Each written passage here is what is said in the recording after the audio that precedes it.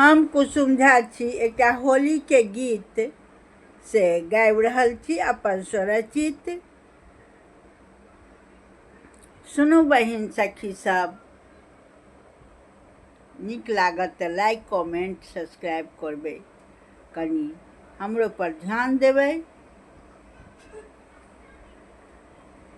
जनकपुरी में सीता संग राम खेलती होली। जनकपुरी में मिथिला में राम खेलती सीता संग होली। मिथिला में किनका के भोजन पूरी जिलेबी। किनका के भोजन खीर पुआ। मिथिला में राम खेलती सीता संग होली। जनकपुरी में रामा जी के भोजन पूरी जिलेबी। सीता दै के भोजन खीर पुआ। मिथिला में सीता संग राम खेलती होली। जनकपुरी में किनका के पहिरन पियर पीताम्बर।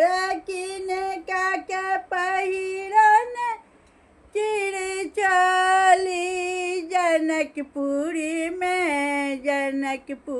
में राम खेलती होली। जनकपुरी में सीता संग राम खेलती होली। जनकपुरी में रामा जी के पहिरन पियर पीताम्बर। सीता दै के पहिरन चिर चुनरी। मिथिला में जनकपुरी में सीता संग राम खेलती होली। जनकपुरी में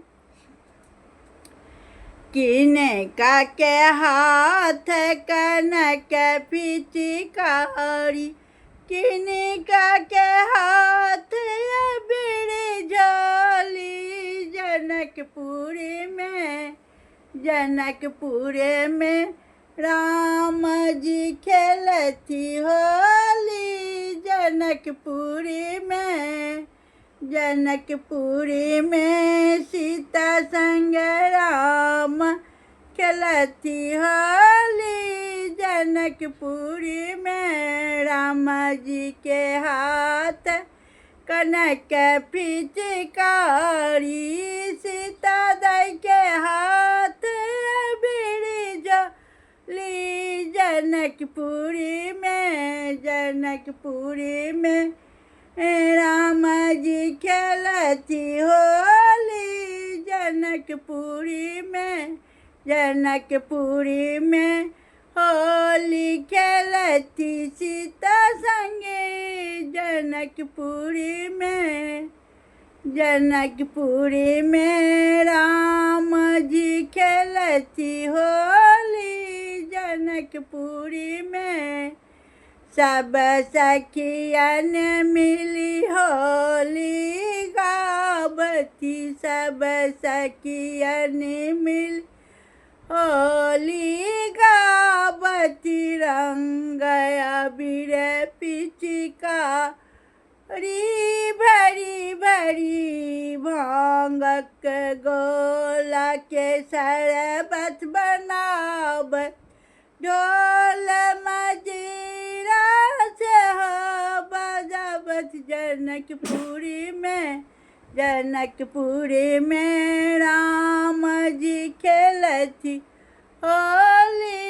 जनकपुरी में केहन गीत लागल से कनी कहब सखी बहिन सब, गलती सलती क्षमा करब जे भेल हुए तऽ। हमार अपन स्वरचित है। हम कुसुम झा नवी मुंबई से गाबि रहल छी गीत